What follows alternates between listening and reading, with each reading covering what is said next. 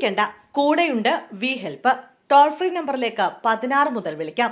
SSLC higher secondary പരീക്ഷകളുമായി ബന്ധപ്പെട്ട് കുട്ടികൾ അനുഭവിക്കുന്ന വിവിധതരം സമ്മർദ്ദങ്ങൾ ലഘൂകരിക്കുന്നതിനായി വി ഹെൽപ്പ് എന്ന പേരിൽ ടോൾ ഫ്രീ ടെലിഫോൺ സഹായ കേന്ദ്രം തുടങ്ങും. വിദ്യാർത്ഥികൾക്കും രക്ഷിതാക്കൾക്കും ആവശ്യമായ പിന്തുണ നൽകുന്നതിന് പൊതുവിദ്യാഭ്യാസ വകുപ്പാണ് ഈ സംവിധാനം ആരംഭിക്കുന്നത്.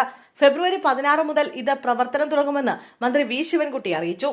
വിദ്യാർത്ഥികൾക്കും രക്ഷിതാക്കൾക്കും രാവിലെ 7 മണി മുതൽ വൈകുന്നേരം 7 മണി വരെ ഫോണിൽ കൗൺസിലിംഗ് സഹായം ലഭ്യമാകും. ഇതിനായി കുട്ടികൾക്കും രക്ഷിതാക്കൾക്കും സൗജന്യമായി 1800-4252-844 എന്ന നമ്പറിൽ വിളിക്കാം. ടോൾ ഫ്രീ സേവനം പരീക്ഷ അവസാനിക്കുന്നതുവരെ എല്ലാ പ്രവൃത്തി ദിനങ്ങളിൽ ലഭ്യമാകും.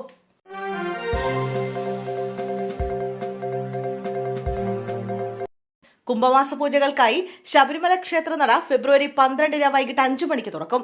തന്ത്രി കണ്ഠരര് മഹേഷ് മോഹനരുടെ സാന്നിധ്യത്തിൽ മേൽശാന്തി പ്രസാദിയിടി നട തുറന്ന് ദീപം തെളിയിക്കും. തുടർന്ന് 18-ാം പടിക്ക് താഴെയുള്ള ആഴിയിൽ അഗ്നി പകരും. കുംഭമാസം 1-ാം തീയതി പുലർച്ചെ 5 മണിക്ക് ഭക്തർക്ക് ദർശനത്തിനായി നട തുറക്കും. അന്നു മുതൽ എല്ലാ ദിവസവും ദീപാരാധനയ്ക്ക് ശേഷം 18-ാം പടിയിൽ പടിപൂജ നടത്തും.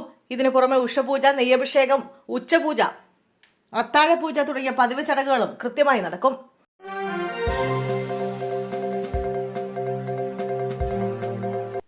എറണാകുളത്ത് ലോറി ഡ്രൈവർക്ക് നേരെ തെരുവുനായ ആക്രമണം.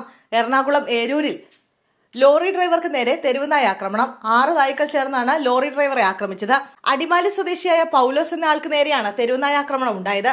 അടിമാലിയിൽ നിന്ന് പന്തൽ നിർമ്മാണത്തിലുള്ള സാമഗ്രികളുമായി ഏരൂരിലേക്ക് വന്നതാണ്. അവിടെയുള്ള സെൻട്രൽ വെയർഹൌസിൽ സമീപത്ത് ലോറി പാർക്ക് ചെയ്ത് ലോറിക്കുള്ളിൽ കിടന്നപ്പോൾ ലോറിയുടെ അടിയിൽ കയറി തെരുവുനായ്ക്കൾ ബഹളം വെച്ചു. കടിപിടി കൂടിയ നായ്ക്കളെ ഓടിക്കാൻ വേണ്ടി ലോറിയിൽ നിന്നിറങ്ങിയ സമയത്താണ് ഇയാളെ 6 നായ്ക്കൾ ചേർന്ന് ആക്രമിച്ചത്.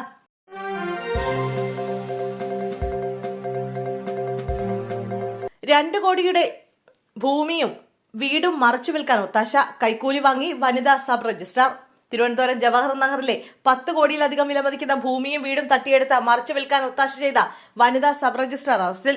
കാലിക്കാട് സ്വദേശി കെ ലക്ഷ്മി ഇതിനായി 10 ലക്ഷം രൂപയും 10 മൊബൈൽ ഫോണുകളുമാണ് കൈക്കൂലിയായി കൈപ്പറ്റിയത്. ആൾമാറാട്ടം നടത്തിയതിനു പുറമെ വ്യാജരേഖ ചമച്ചും നിലവിലെ രേഖകളിൽ കൃത്രിമം കാട്ടിയുമാണ് ഇവർ തട്ടിപ്പിന് കൂട്ടുനിന്നത്. ഇത് വ്യക്തമായതിനു പിന്നാലെ ഇവരെ കഴിഞ്ഞ ദിവസം അറസ്റ്റ് ചെയ്തു. ഭൂമിയുടെ രജിസ്ട്രേഷന് മുമ്പും ശേഷവും ലക്ഷ്മിയും പ്രധാന പ്രതി മണികണ്ഠനും ഫോണിൽ നിരന്തരം ബന്ധപ്പെട്ടിരുന്നു.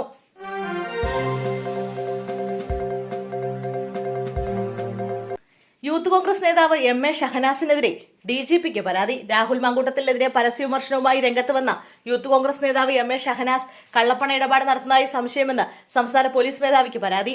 കാസർഗോഡ് സ്വദേശിയും കോൺഗ്രസിന്റെ സജീവ പ്രവർത്തകനും സോഷ്യൽ മീഡിയ ആക്ടിവിസ്റ്റുമായ നിയാസ് മലബാറിയാണ് പരാതിക്കാരൻ. വിഷയവുമായി ബന്ധപ്പെട്ട തെളിവുകളടക്കം സംസ്ഥാന പോലീസ് മേധാവിക്ക് പരാതി നൽകിയതായി നിയാസ് സമൂഹമാധ്യമത്തിൽ പങ്കുവച്ച പോസ്റ്റിലൂടെ വ്യക്തമാക്കി.